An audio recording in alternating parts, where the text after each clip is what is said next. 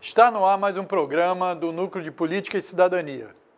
Mais uma vez, debatendo a questão internacional com o professor formado na UERJ, Éden Pereira, que é também colunista da revista Intertelas, que você encontra na internet, na intertelas.com. Você pode nos assistir pela internet, no www.tvcomunitariatudojunto.rio. E a gente deixa o nosso telefone e e-mail para você interagir com a gente.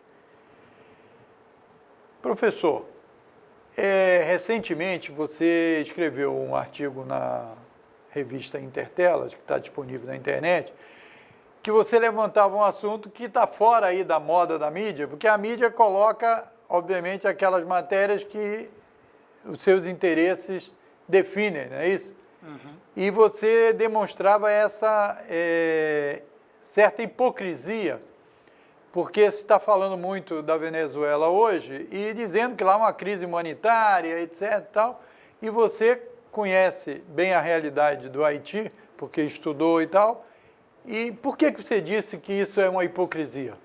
Bom, olá a todos. Obrigado, Moisés, mais uma vez pela oportunidade de estar participando do programa e falando de uma questão tão importante, tão atual, que é a questão do Haiti. A hipocrisia, ela parte da questão de que, novamente, para todo o problema que você tem geopolítico dentro do mundo, do ponto de vista de crise interna dos países, sempre existe o uso e a ênfase da intervenção militar e da intervenção estrangeira sobre os interesses internos de determinados países. E no caso da Venezuela a gente vê isso novamente. Só que, por que eu digo que é uma hipocrisia? Porque esse tipo de fórmula já foi utilizada diversas vezes ao longo dos últimos 20 anos, sobre diversas prerrogativas, diversos motivos para se intervir. Você teve, por exemplo, a guerra às drogas, você teve a guerra ao terror, ambos parte da geopolítica norte-americana utilizadas para você intervir em diversos países, tanto no Oriente Médio quanto na América Latina. E nesse sentido o Haiti ele expõe isso. Por quê? Porque o Haiti ele foi um desses países que passou por um desses momentos ao longo dos últimos 30 anos. O Haiti, na década de 90, passou por um processo de um golpe de Estado, onde você teve a deposição do primeiro presidente democraticamente eleito na ilha em várias décadas, o presidente Jean Aristide, que é um católico adepto da teologia da libertação, e ele foi derrubado por um grupo militar que, durante muito tempo no Haiti, sobrevivia dentro de uma ditadura que era financiada pelo narcotráfico. E aí esse grupo de militares na época, ele era um grupo ligado ao narcotráfico. Ele recebeu uma ameaça direta do presidente Bill Clinton, o Bill Clinton no ano de 95, no meio toda a situação de guerra às drogas, a questão da prisão do Pablo Escobar, a questão da prisão do presidente do Panamá, que foi praticamente, o Panamá foi invadido por meio de uma invasão militar, chamada, eu não me lembro exatamente o nome da operação, mas foi invadido, e o presidente do Panamá foi preso como se fosse uma operação. Foi levado para os Exatamente, foi levado para os Estados Unidos, julgado por corte americana. Uma questão absurda que aconteceu ali no final da Guerra Fria. E havia esse medo também dentro do Haiti. O presidente Bill Clinton chegou a fazer uma operação militar, tem vídeos na internet sobre isso, alguns vídeos que podem ser acessados sobre a operação chamada, ironicamente, de Operação Defender a Democracia, e onde os Estados Unidos intervia no Haiti para poder restabelecer o processo democrático. Só que, na verdade, o que os Estados Unidos fez? Eles interviram no Haiti para poder desarticular todo um grupo ligado ao narcotráfico que chegou ao poder na presidência do Haiti, que tinha articulação com diversos grupos paramilitares dentro da América Latina, fazendo parte da guerra às drogas do Bill Clinton naquela época. E aí, nesse sentido, essa intervenção, hoje, passado quase mais de 25 anos, vai fazer 25 anos em 2020, não trouxe nada de positivo para o Haiti, essa intervenção militar, em nome então, a de hipocrisia é exatamente que eles estão se utilizando da mesma narrativa que eles já utilizam como política da própria CIA, né, quer dizer, Exatamente. da geopolítica americana, norte-americana, e estão usando isso na Venezuela, e a situação humanitária no Haiti é tão urgente. Exatamente. Cadê a ajuda humanitária? Cadê os caminhões para poder levar comida para os haitianos? Exatamente. E aí a gente contrapõe o Haiti por quê? Porque o Haiti hoje ele está numa situação muito pior do que a Venezuela. E dentro de uma situação que os Estados Unidos, teoricamente, teriam ajudado a restabelecer a normalidade constitucional na ilha. O Haiti ele aplicou todas as cartilhas do FMI. O Haiti ele foi ocupado durante mais de 10 anos, 12, 13 anos, se eu não me engano, por tropas de uma missão da ONU. E saíram de lá e a situação não se resolveu. O Haiti hoje ele é um dos países mais pobres da América Latina. Hoje um haitiano, em média, ganha $2 de salário. Você tem grande parte da população desempregada, 90% das escolas haitianas são escolas privadas e a população não tem acesso à educação. O coeficiente Gini, que é um coeficiente que mede a desigualdade social entre os países no mundo, no Haiti é uma dos piores do mundo, se eu não me engano, é a pior da América Latina. E aí toda essa situação ela leva a um questionamento que existe uma hipocrisia ocidental no sentido de que se fala-se de que se você aplicar todas as cartilhas certas que os Estados Unidos, enquanto um porta-voz da democracia, da liberdade, estão aconselhando, vai dar tudo certo para o seu país. Se você não aplicar, vai dar tudo errado. Quando, na verdade, a gente opondo a situação do Haiti, que fez tudo certo, na verdade não fez, foi forçado a fazer.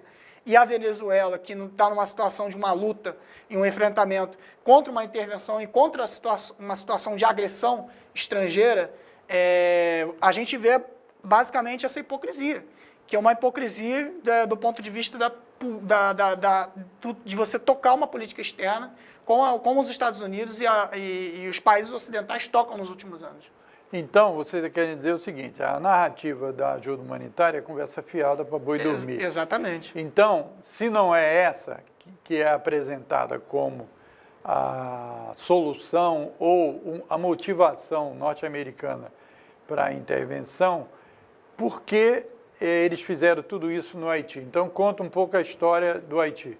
Bom, primeiramente, dizer para os telespectadores que o Haiti ele é uma ilha local, ele não é uma ilha, na verdade ele é parte de uma ilha, porque o Haiti ele era a antiga ilha espanhola, que era uma ilha que foi colonizada pelos espanhóis a princípio, e aí depois essa ilha ela foi dividida com uma parte sendo para os espanhóis e uma outra parte para os franceses, que a parte espanhola ficou sendo depois da independência a República de Santo Domingo e a parte francesa ficou sendo reconhecida como Haiti. Isso em que ano? Isso no início do século XIX. Só que no meio disso tudo, para o Haiti se tornar o Haiti, para quem não sabe, foi o primeiro país independente da América Latina. O primeiro país independente a se tornar independente na América foram os Estados Unidos, em 1776. O segundo país da América e o primeiro da América Latina foi o Haiti. O Haiti ele teve a primeira revolução anti-escravista bem sucedida dentro do Caribe e foi o primeiro país a se independentizar tanto do Caribe quanto dentro da América Latina. Então, o Haiti ele tem esse traço que é um traço histórico, do ponto de vista significativo, e do ponto de vista histórico, tem uma questão ainda muito mais importante que é a sua significação, porque o Haiti, por ter sido o primeiro, ele vai gerar todo um simbolismo durante o século XIX para diversas revoltas anti-escravistas pela América Latina. Que era possível. Né? Exatamente. Tanto é que aconteceu no Haiti, então pode ser que aconteça aqui. E aí gerou-se o fenômeno chamado haitianismo, que foi um temor assim, de todas as sociedades escravistas. O Brasil passou por um fenômeno no século XIX de várias revoltas anti-escravistas.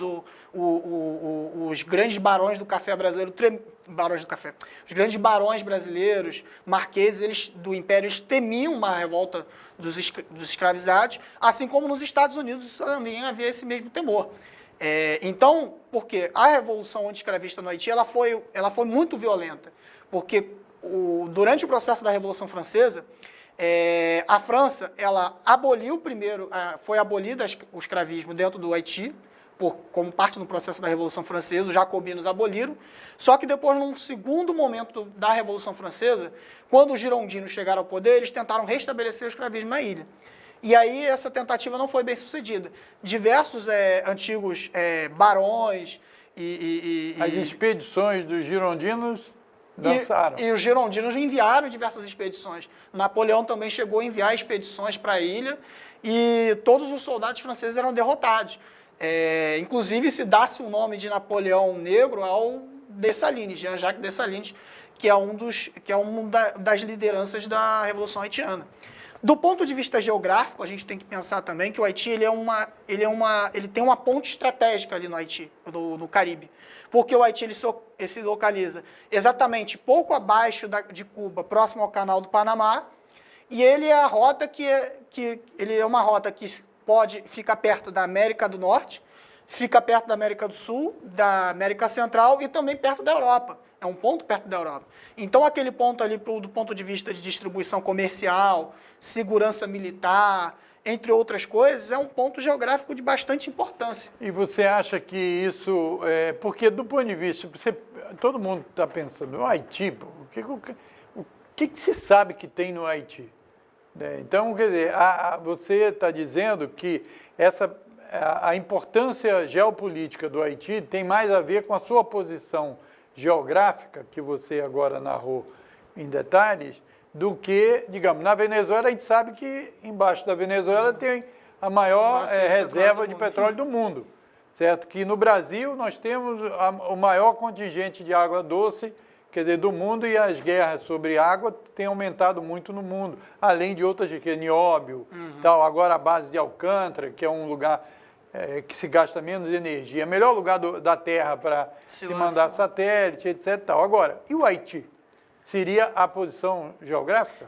Tem uma questão geográfica e tem a questão simbólica também, como eu coloquei, porque você, do ponto de vista dos Estados Unidos, ocupar um país como o Haiti, que teve uma revolução anti-escravista bem-sucedida e que, historicamente, é um símbolo de resistência ao anti-imperialismo na América Latina, é muito simbólico e é muito significativo. Por isso que tanto o Haiti como diversos países caribenhos também são tratados como colônias, praticamente como colônias. Porque não existe uma posição de paridade, de igualdade, quando você ocupa um país estrangeiro e você indica quem vai ser o presidente X e quem vai ser o presidente Y.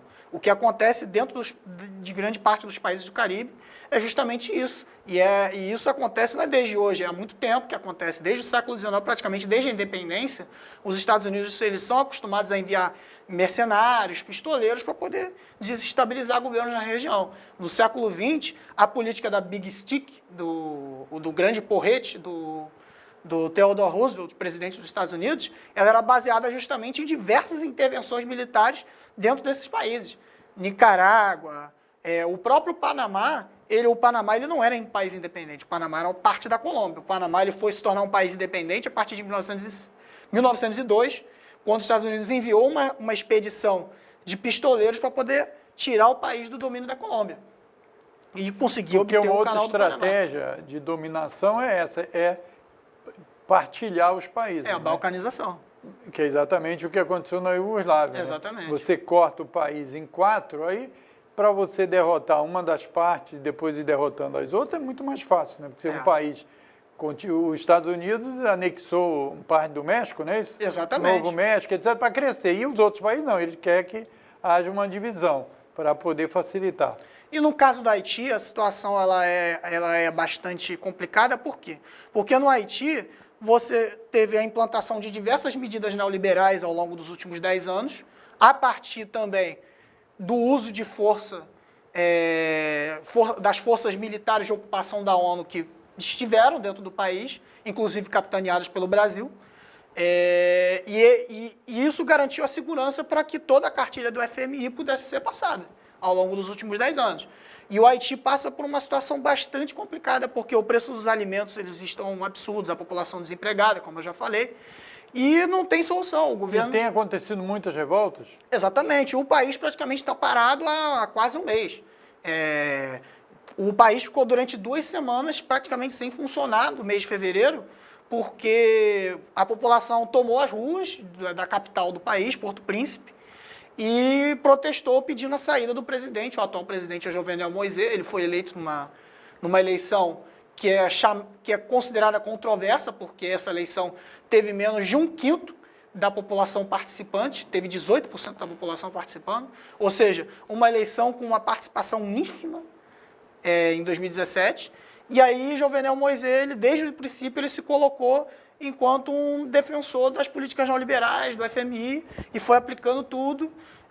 Nesse sentido, lá o país ele passa por uma crise energética de combustível bastante semelhante com o que aconteceu bastante semelhante não, mas eu diria muitas vezes pior do que aconteceu aqui no Brasil no ano passado, por exemplo, onde você tem desabastecimento, a população não consegue ter acesso à energia elétrica, porque os preços são muito altos. O governo ele tinha um acordo com a Venezuela por meio da Petrocaribe, que é uma empresa venezuelana criada pelo Hugo Chávez em 2005, se eu não me engano, para poder atender os países do Caribe vendendo petróleo a preço subsidiado para que esses países pudessem fazer infraestrutura. Se desenvolver. Tivessem um desenvolvimento mínimo. Só que o que acontece? A partir de 2017, 2018, houve uma série de investigações dentro do Haiti que descobriram que o governo do Haiti ele desviava diversas verbas do dinheiro subsidiado pela Petrocaribe para poder pegar e fazer negócios espúrios e corrupção e afins.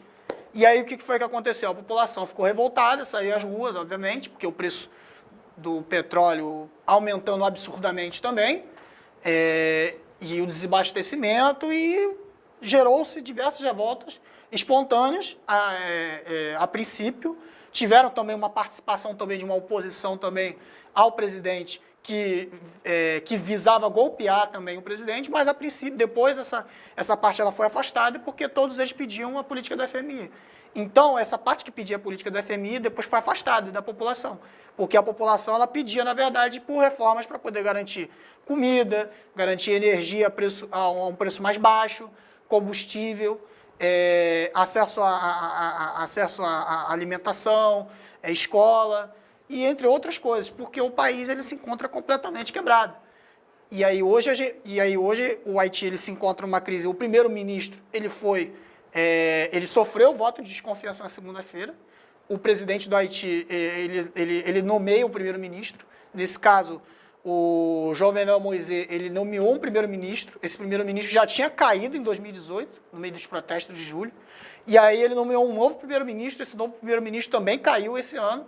E agora vai ter que nomear um outro primeiro-ministro. Então está rolando toda uma série de acordos dentro do Haiti entre as forças políticas para tentar resolver a situação. Só que não tem uma solução, porque a maior parte dos partidos dentro do parlamento também são partidos que defendem, os partidos que são majoritários são partidos que defendem a manutenção dessas políticas. Então tem-se um tensionamento e uma contradição. Uma força nacional enraizada no Haiti, que defende os interesses da população da população, porque a população é a população mais pobre, etc., é uma coisa ainda a gente vê, né, acontecer, porque a possibilidade, que não há uma consolidação da sociedade civil no sentido de organização, etc., para gerar porque é uma disputa pela importância geopolítica que você disse, pelo simbolismo das revoltas no Haiti. O combate ali dentro, exatamente, você falou que tem muitos partidos, mas todos eles defendem a mesma cartilha norte-americana. Na verdade, quase todos. Tem algumas forças políticas que são mais de centro, outras de esquerda. Por exemplo, tem um partido que é o partido criado pelo Aristide, que é o Partido Famílias Avalanche, que quer dizer em português Avalanche Popular. Eu acho que o termo tradução seria essa. Eu não sei crioulo haitiano, que é a língua que eles falam lá, mas pelo que eu li de traduções sobre isso, é isso que quer dizer o nome do partido. Partido Avalanche. Isso.